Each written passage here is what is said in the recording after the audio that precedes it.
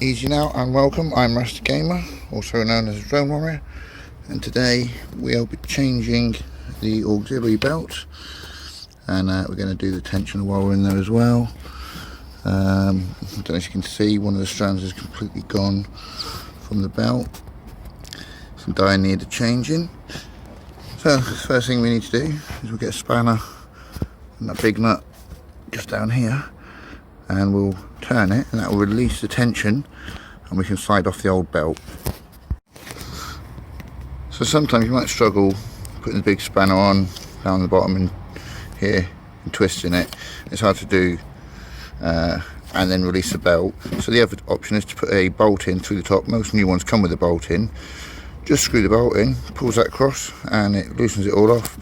Now the belt is free, we can peel that off. So the next thing we do is remove these 3 screws here, and then off comes the tensioner, off comes the whole belt. As you see, once that's out of the way, the belt just hangs loose, so you just got to unthread it and start putting the new one on.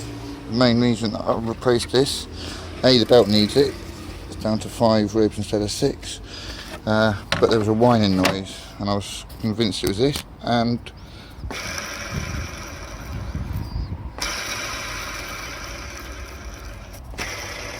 so that was the noise I was hearing. So this should make the car nice and quiet again.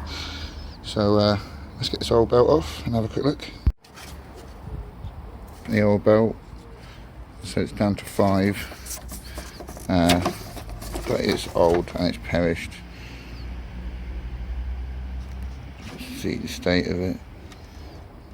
So time for the new one. Let's start threading the new one on.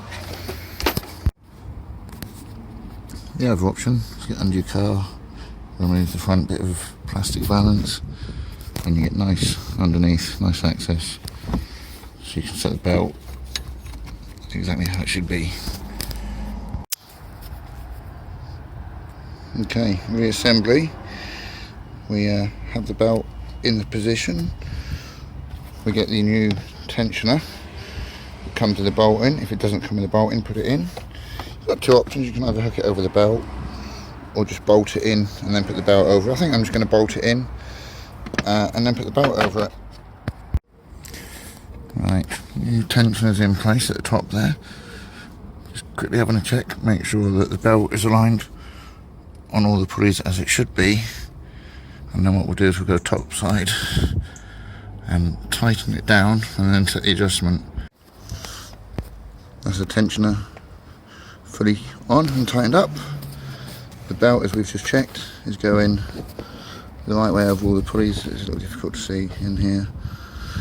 So all we've got to do now is remove this bolt. This will then automatically come round. Hopefully this mark should line up somewhere over here, so we've got the correct tension, and then it'll be auto adjusting.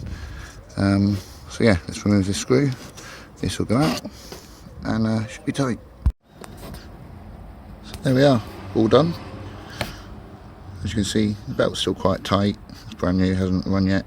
Once that runs, we'll get a little looser and that'll move slightly, but it means that the belt is in good condition. If that little marker ever goes all the way past, then you've got a really loose belt. One little thing to help you look for. She's alive!